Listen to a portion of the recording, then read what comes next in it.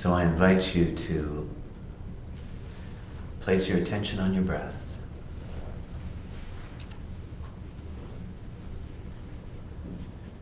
And notice how the breath is breathing you. So there's a glorious opportunity to surrender into that which is effortlessly offering itself to us, each one of us.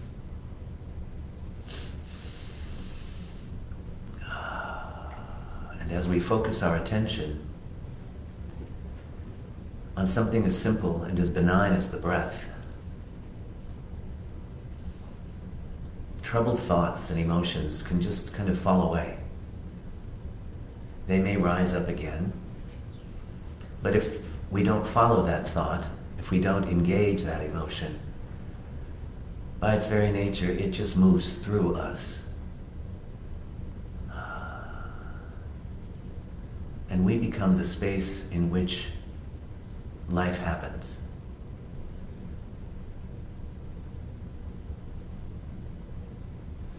There's a liberation in knowing that we don't have to follow addictive thought patterns.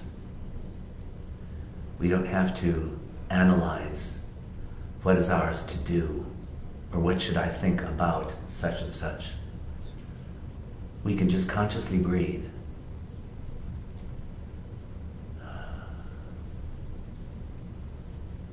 And in that conscious breath, we discover a peace, an abiding peace that is always there. Not a peace that we get, but a peace that is. And then we can allow that peace to be our default mechanism. When the mind wants to run away with a thought pattern, when the emotions seem all out of control, with a simple exhalation, we can find our default mechanism is this peace that is at the core of everything. A peace that says all is well. All is well.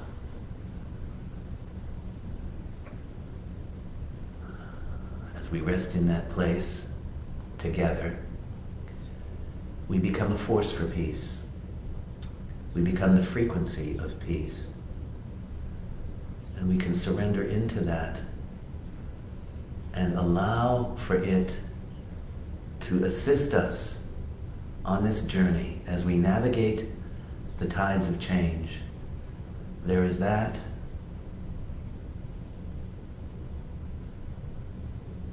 which is in harmony, in a natural flow, and we are that flow. This presence, this no mind, is emerging with every breath.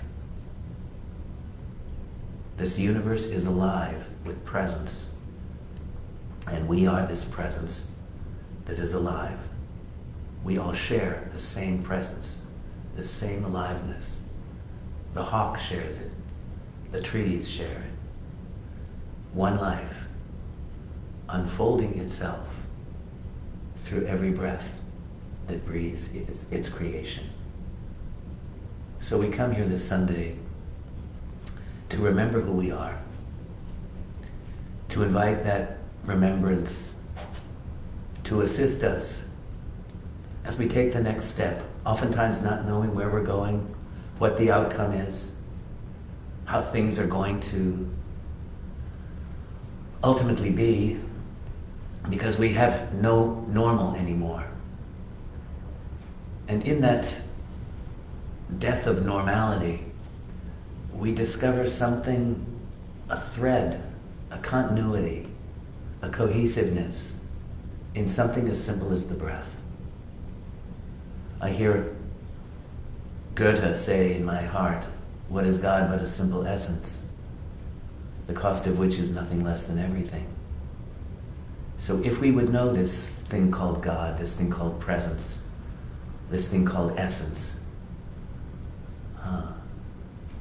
we must open to it and allow it, investigate it, and realize that it's always there. All we get to do is be it. So with this awareness, I invite you to open your eyes. Join us in this beautiful sanctuary. Everybody's out there with their mask on, looking so respectful. And that's why we wear the mask, is to respect one another. I'm taking mine off so I can do this speech so that you can hear me perhaps a little better. But we have the safe distance, and thanks to Jody, who put ribbons on the chairs. You know, I still hear Andrew Cuomo. He said in New York City, he says, we're smart, we're tough, and we're united. And I think that's a beautiful attitude to have. We're smart by respecting one another. We're tough because we still show up for life. We don't run away. And we're united in this. There's something about coming together, even in these troubled times, that is very sustaining for me. So yeah, you're my pack, and Jody reminds me, we're pack animals, we need each other. And this was a really strange week for me. You know, I'm talking this month on navigating the tides of change, and I want to be relevant in the message because we are going through a lot of changes. And this week we found out that Trey, my husband's oldest sister, has cancer of the tongue. And she had been having problems with her mouth for a very long time, but she's like so many people, she didn't go to the doctor. And he pressured her because he's kind of a pushy brother. And she finally went to the doctor, the ear, nose, and throat doctor, and they said, you have a tumor on your tongue. They biopsied it, it's cancer. It may have metastasized. And so they thrust her into 3 oncologists who don't treat her as a human being, they treat her as a symptom and a problem to be fixed. And even with her in the room, they talk about all these draconian things about cutting off her tongue, removing her voice box. And she's 75 years old, and my partner, who, you know, we're entangled with one another. You can't help it. They're brothers and sisters, and she's a single mom with her dog, Henry. And then the concern is what happens to Henry when Susan goes into the hospital, and does she go into palliative care? Is it time for hospice? All the questions arise. Has she been informed as to her plight? And so as they're navigating through these troubled times, I, as the minister, as the husband, said, I can offer you the peace. I can offer you that embracing space when sometimes we can't necessarily control things out there or fix things out there. We can ride the waves of change. My beloved Lisa Ferrara does what she calls Soul Call Ministries, and she does interviews, and she interviewed Jim Lockhart in Lyon, France. Zoom is amazing. So here he's in Lyon, France, and she's in Ohio, and they're doing a 15-minute interview, and he shared with her, during these troubled times, he says, whenever something comes into my life, I realize that it's mine to own. And it was helpful for him to say that, even in France, because when you have something like a diagnosis, it's not about pretending that it doesn't exist. It's about trying to meet it in a skillful, loving, nurturing sort of way. You know, it's very helpful in teaching this class on Wednesdays because people like the Dalai Lama, he said, if your religion doesn't have kindness at the core of it, it's not worth having as a religion.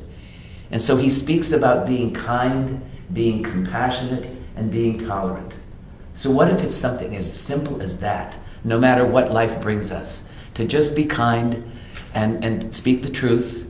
Well, this is not, like Susan said, you know, I guess she said, I'm really screwed. I'll use the word screwed. That was her way of saying it. You know, being me is not the best thing to be on the planet right now. And she had a little chuckle. She's at least facing it. She's not pretending that it doesn't exist, as she was doing for a long time. And then they're having conversations. What would be the best thing for Henry? How can we reduce the pain so that you're not suffering? How can we make it so that maybe you can stay at home and we can have nurses come in and check out? So all this investigation is taking place as they attempt to resolve it in a mindful way. Also this week, I received a phone call here at the center, and you know, it's pretty quiet. I come down here during the week, it feels like a ghost ship. I'm walking around the sanctuary, my office and the things, and I go into my office and there's one message on the phone. I thought, somebody from the church needs help, and so I pushed the button, and it was the girl that I dated in high school over 50 years ago. She's tracked me down, she's found me here in Huntsville, Alabama. And she ended the call with, I love you, please call me back. So I said, well, maybe I better come out of the closet because it's been over 50 years. And so I called her. She lives in Reno, Nevada, and we had almost an hour-long conversation. It's as if we met as where we left off. You know, she went off to college, I went off to college, she got married, I came out of the closet, and we hadn't really talked for each other in over 50 years, and it was just so meaningful. It's as if we had a resonance that never went anywhere. It was still there. And I didn't realize that, we get older, and so one of her questions was, how in the hell did you ever get to Alabama and become a minister? And as I attempted to try to encapsulate over 50 years of evolution, I realized that it was just a natural emergence, which is kind of leading me to the title of today's talk. There was something within me that wanted to emerge from the time I was little, and it was the expression of a jubilant and beholden soul. And even when I was in 9th grade and I would do Shakespeare, and she used to say I should become an actress. Maybe she's the reason I went into acting. And Polonius says to Laertes, his son, to thine own self be true, and it must follow as the night the day, thou canst not be false to anyone. And so, as a young boy in 9th grade, there was some calling of the soul to be true to yourself, whatever that means. And for me, it meant dropping out of law school and becoming a dancer, or whatever that means. It meant dropping out of dance and going into horticulture.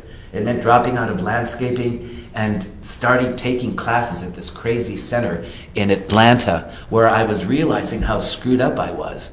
I was a mess. I was going through midlife crisis at age 30 because I didn't know who the heck I was.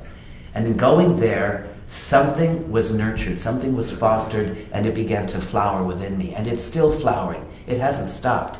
It's the jubilant and beholden soul that we all share. So what if, in my attempt to tell Tink how I evolved, I said it was just a natural emergence of something that was always there.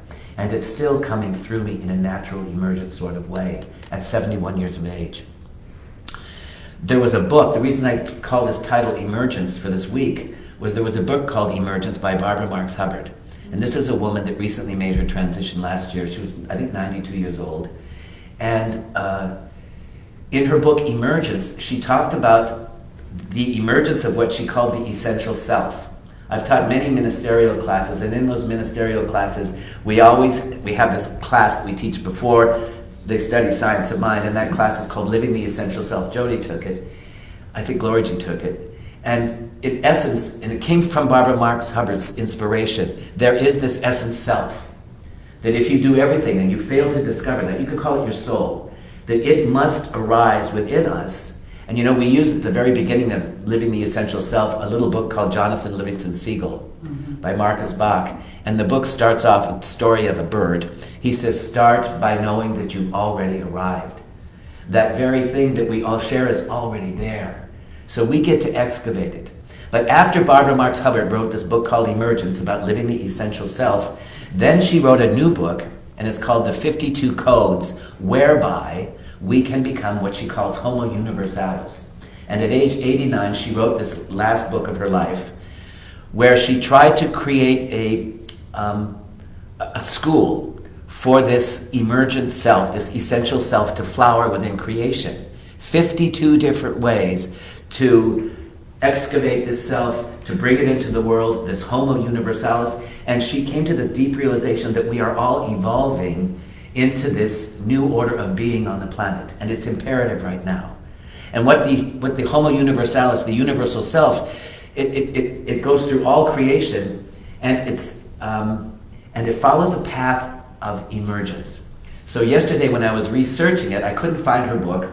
Isn't that funny when you're looking for the book, you can't find it? So I thought I'll just type in Emergence on YouTube. Well, there's a theory called the emergence theory, and it comes out of quantum mechanics.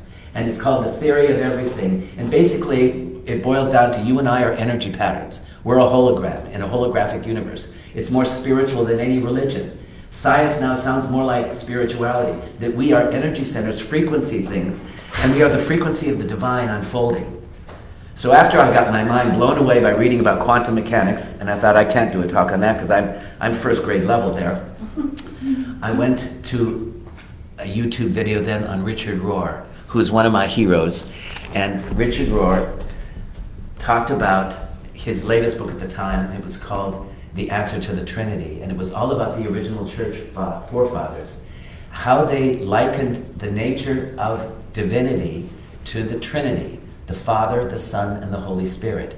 And he says Father would be this transcendent energy. It's not a man in the sky. And he says we've got to get past that old-time religion, which is like a pyramid with God sitting on the top, judging everybody down here. He says that is not what Jesus was pointing toward. He says God is this living presence, this transcendent essence that lives within all creation. And he says the nature of this presence is the Trinity. Then it moves through form. It moves through you and me. That would be the Son. And the Holy Spirit was the energy of the divine, and he said they would liken it like flames or sparks of divinity, or the descending bird, the dove that would descend, spirit descending. So these all three aspects are a part of what we are. In his little book called Just This, which is one of my favorites, he talks about each one of us is undergoing the emergence of God within ourselves. And here's how he put it in his beautiful, in his Franciscan ways. He says things like this: your life is not about you. You are about life itself. Now, last week I spoke about having a conversation with life. What if this thing that we all share, this living universe, it comes in the form of hawks that speak to Jody in the beautiful treatment that she did at our revealing service. It comes in the form of trees, which some people look to trees and they're preaching their gospel. It's not about you, it's about life. And you are an instance of a universal and even an eternal pattern. Each one of us is an eternal pattern, a universal pattern, seemingly separate, but not really.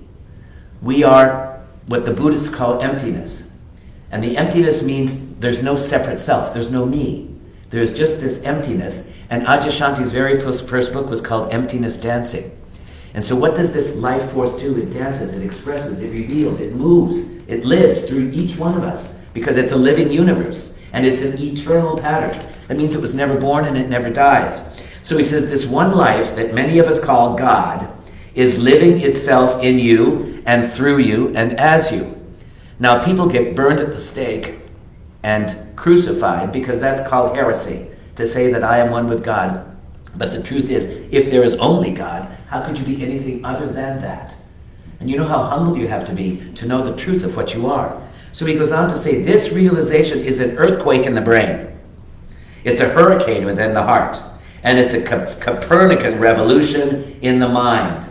And a monumental shift in consciousness. Now, Richard Rohr speaks about paradigm shift, which was a name came out of the 60s by a man named Kuhn. He said it's imperative that we have a paradigm shift. We're seeing a paradigm shift on our planet right now. This COVID-19 has brought this to a global realization that it's not just an American thing, it's global. Racism is not just an American thing, it's global. They're having protests in England about racism. We have a systemic racism in the world. So could this be a paradigm shift in that? You know, some people can't even say the word Black Lives Matter. It's all lives matter. No, we have to, if gay people are being killed, you have to say gay lives matter. It's important. And if women are being, women's lives matter. Muslim lives matter. We can't be afraid.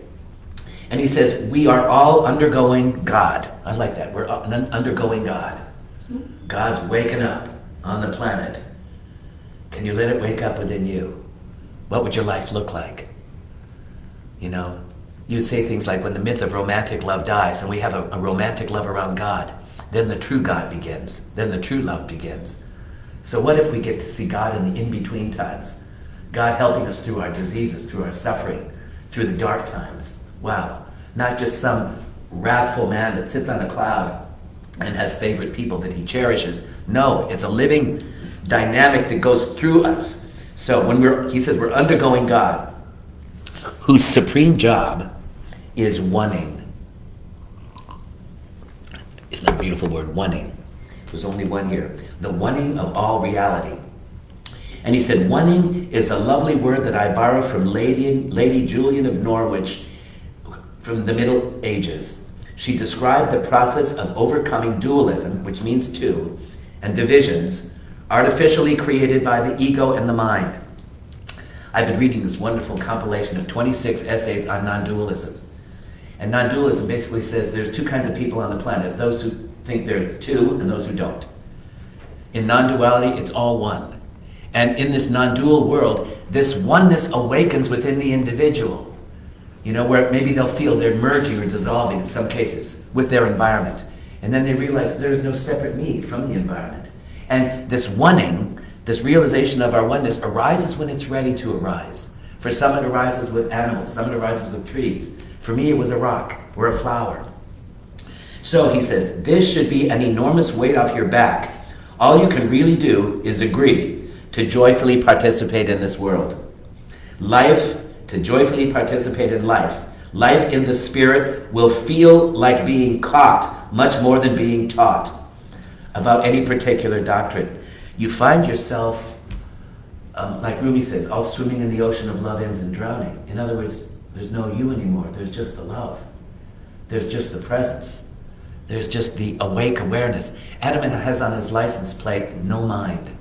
And I remember when I heard Eckhart Tolle say, it's only the local mind that creates the anxiety and the suffering, because me and my opinions and my judgments and my preferences. But he said, imagine if the no mind were running the show in your life.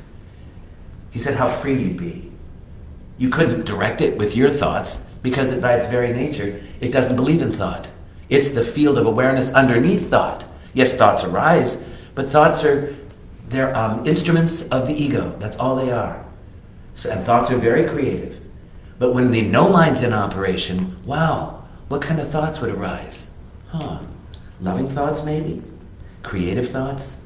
Maybe the universal mind would start revealing itself? We have a poster in the men's bathroom. None of you women have probably seen it because you don't go to the men's room, but it's a big photograph of Albert Einstein with his curly hair. It's kind of hair like Jody's.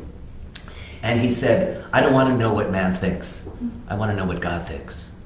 So what if it's possible to move into the non-local mind, into the divine mind, into the divine imagination, and let it inspire us. And it doesn't speak in the language of words. So one of Eckhart Tolle's books was called Stillness, which he called the language of God. And he said everything else is a poor translation. So could we listen to the stillness within ourselves, to that thing he calls the voice? And lastly, he says this, henceforth, your very motivation and momentum for the journey in life is toward holiness or wholeness. It's simply an immense gratitude for already being there. And then I wrote a big yes. You're already there. It's not something you get, it's something you are. And so then we get to be it. We get to be God, experiencing itself. Another name for it could be called consciousness.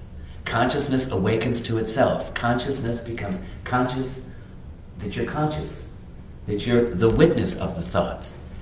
And it comes in general, beautiful, loving, sweet ways. And that to me is this evolution into Homo Universalis, into this higher order of being. And how we get there is our own journey. One of the big inspirations for me, and I'm doing this class, is this book called Drinking from the Rivers of Light by Mark Nepo. And he's saying the same thing, to access this divine intelligence that's always showing itself. And for him as a writer, it came through writing. For artists, it would come through their creative expression. Rupert Spira, another non-dual teacher, he is he works with pottery.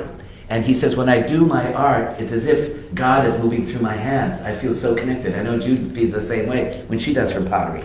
And he has this beautiful way of talking about how the universe reveals itself.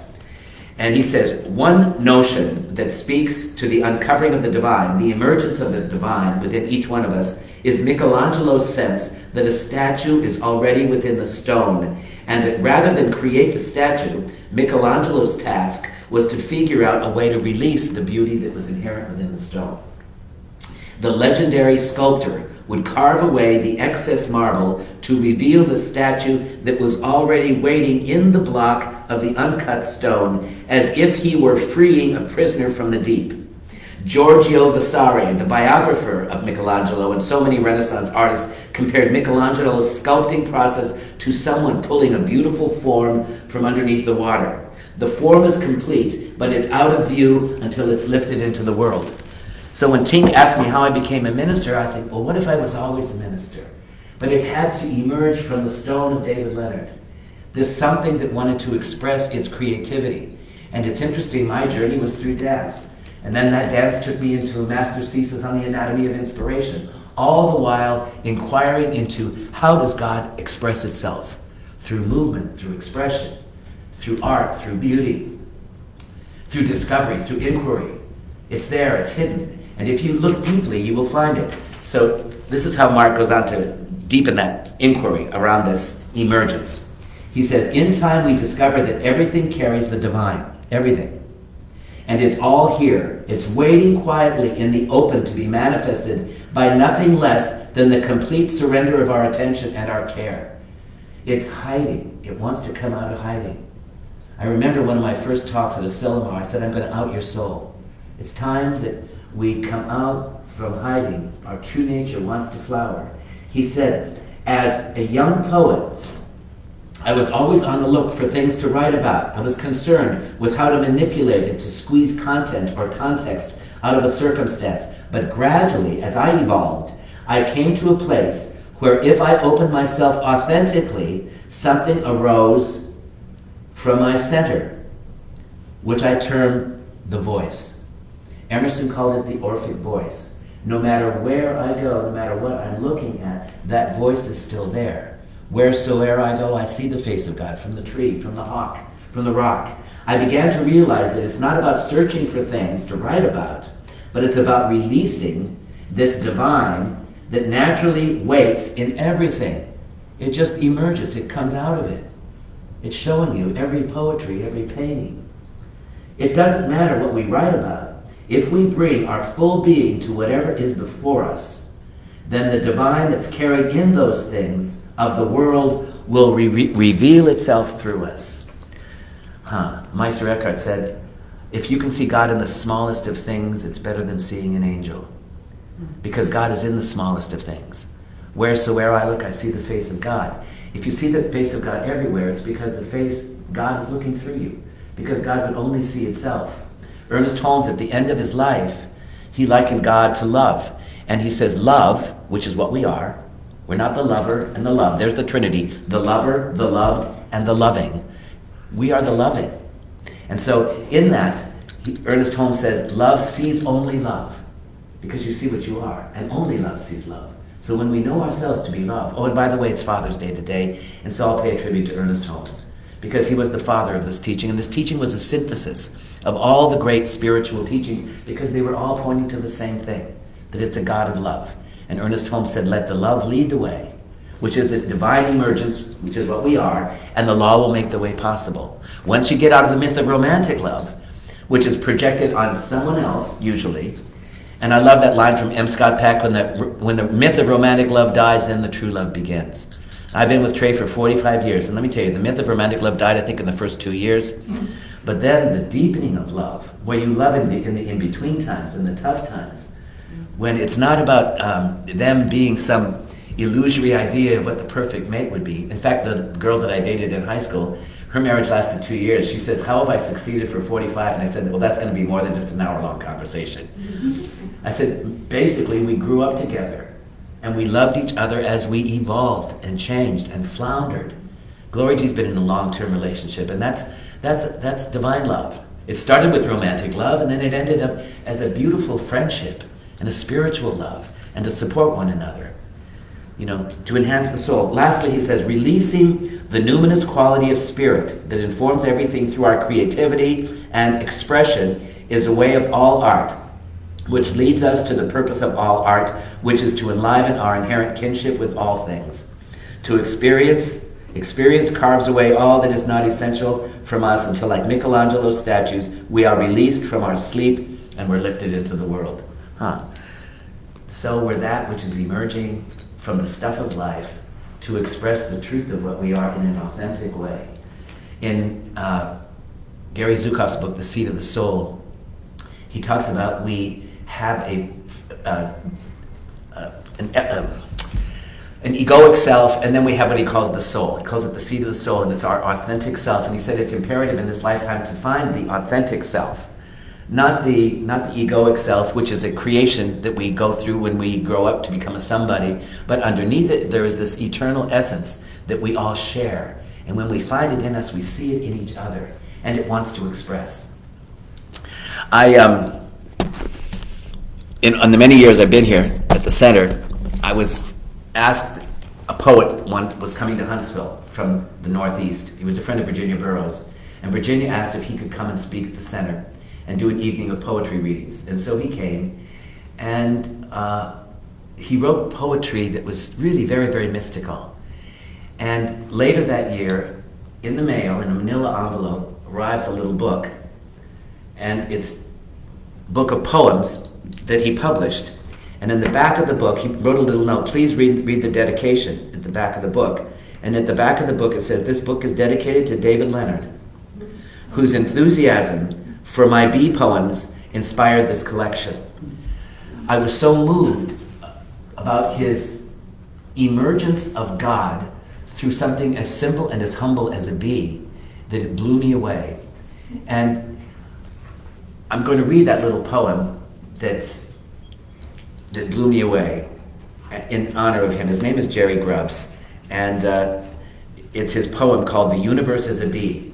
Now listen to the nuances, and this is very much like the story of creation. You know, in the beginning God, and God said darkness was on the face of the earth, and then the voice of God said, let there be light.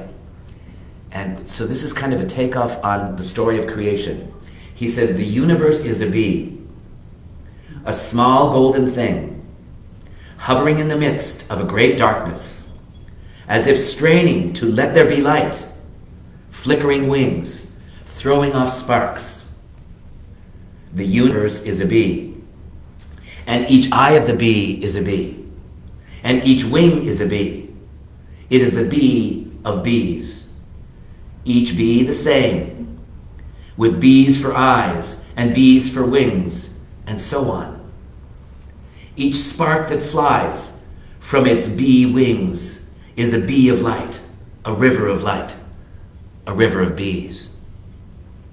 There are bees hidden in the bees, and bees hidden in the honey, honey hidden in the bees, hiding in the honey, and hiding in the bees.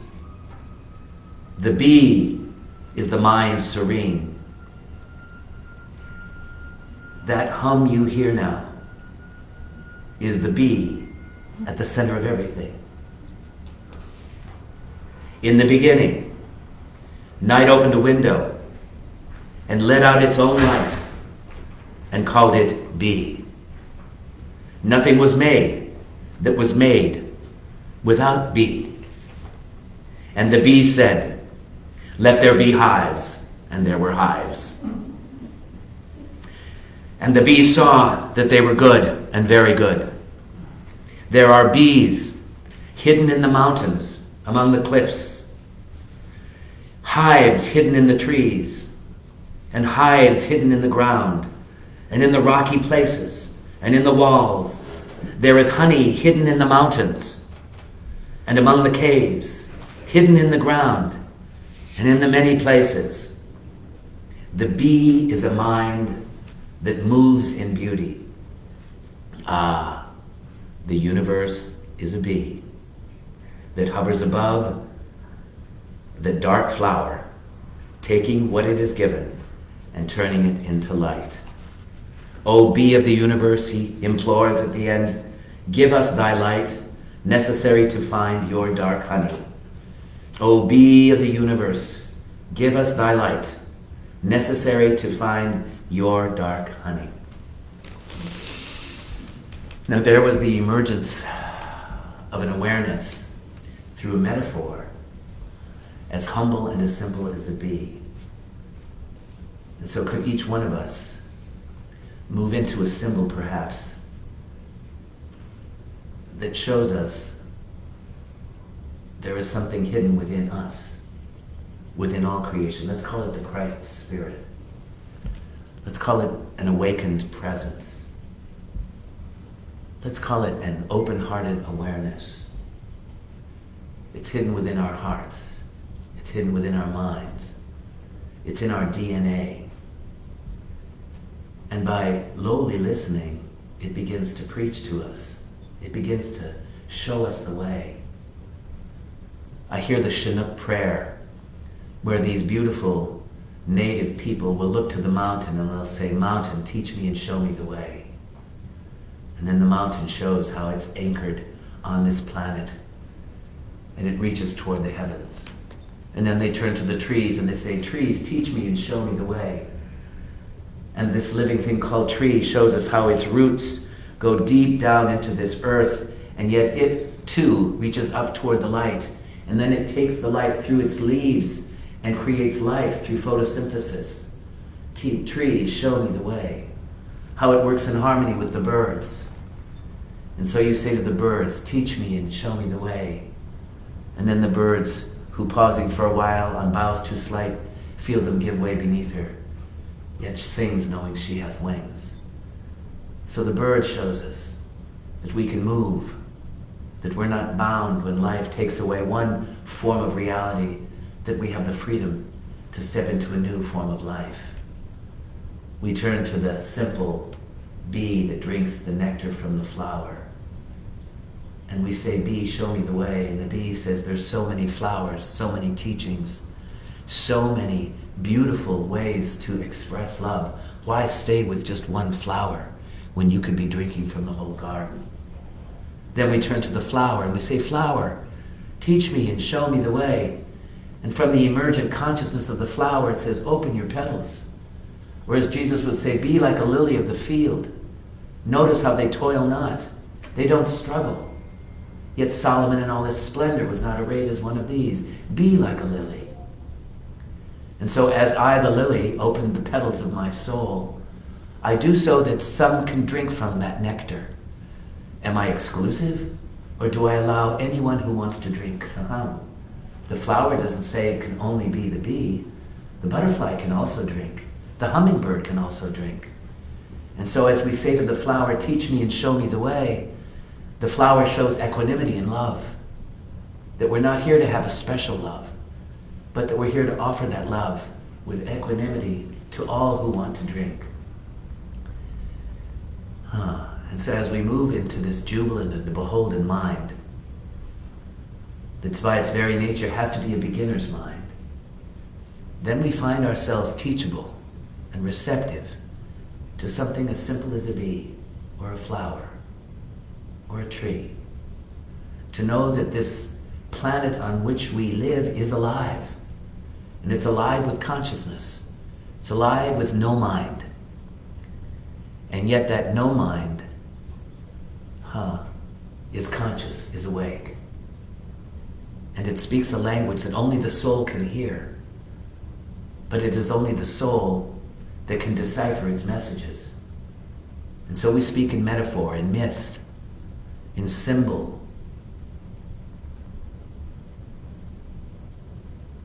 And then when we realize that we are nobody, we are no object, wisdom begins to flower. It's not about us, it's about life, we hear the teacher say. There is no me that's separate from you. There is only one life. And it appears in its wholeness throughout all creation. And now we're beginning to perceive from a different way, from the wholeness, not from the parts. We're not a separate individual with a bunch of separate cells here, but we're one life expressed in multiplicity.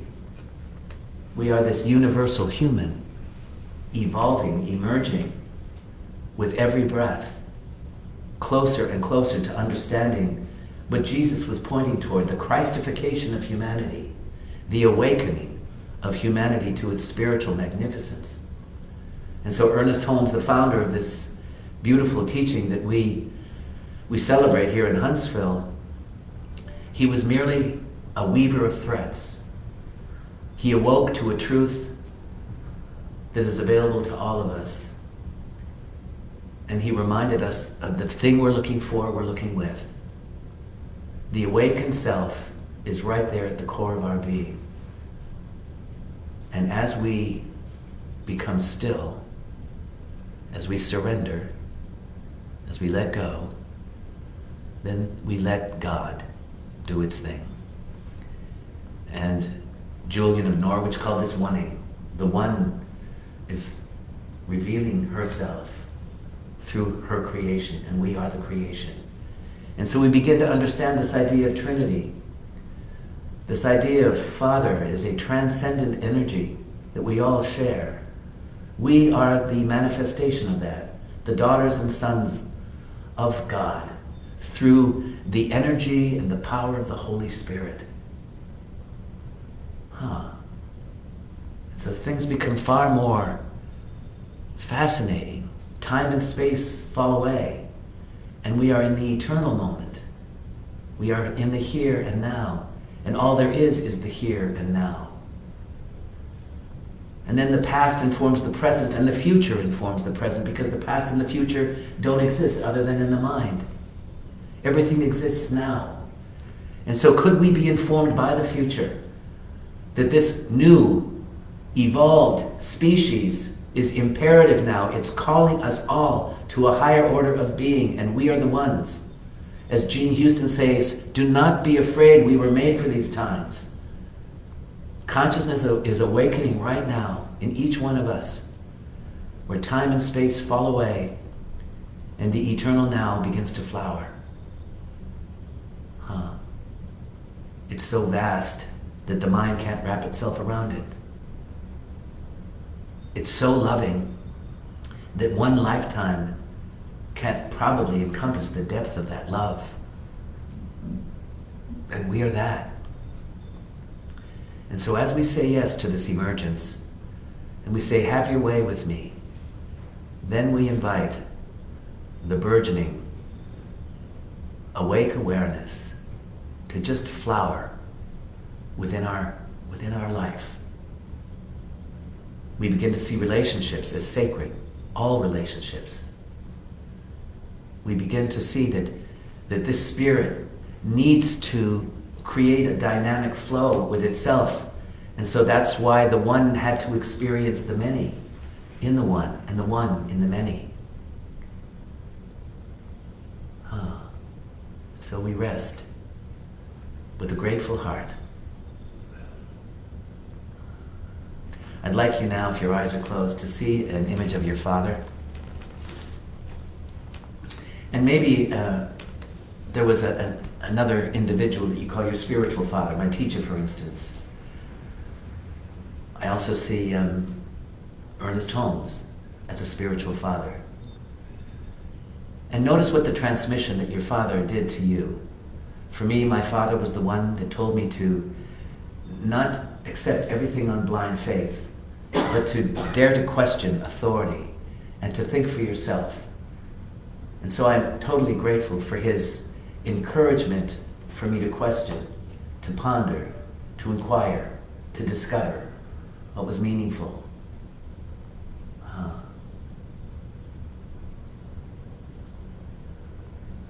And so as we become intimate with a memory, perhaps, from the past is informing the present.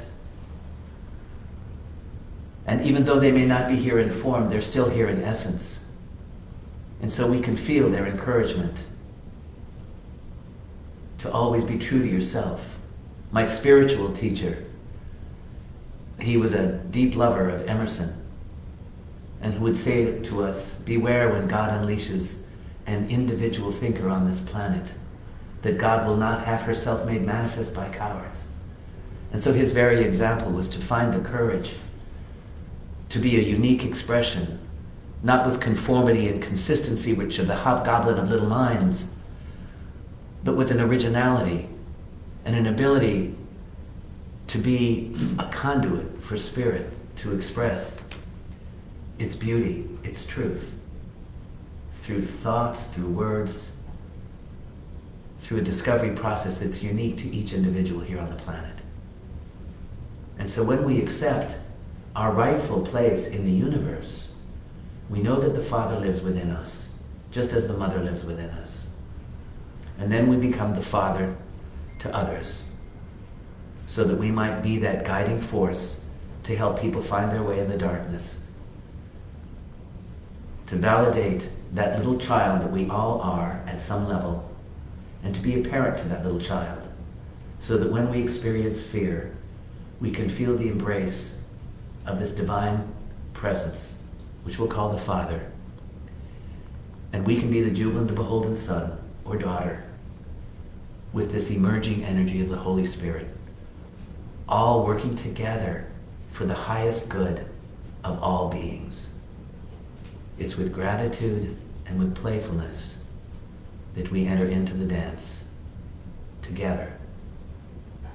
Emptiness dancing. And when we know that we are everybody and everything, then love begins to flower at such a quantum level that it only sees love, because love has awakened. This is the Father's Day gift I would like to leave to all of you and say thank you, Daddy, for being there and being the inspiration that I needed and still need in this sweet unfoldment of truth. So all of you in virtual land and those of you who are here at the center, would you join with me in the heart salutation by saying, I honor you. I respect you. I love you. You are an aspect of myself. The beloved in me bows to the beloved in you. In this place we are one. And from that oneness, open your eyes, lift up your fingers, and let the light shine and go forth to do its good and perfect work in the world, knowing that it will be reflected back to you in many mysterious ways. So thank you.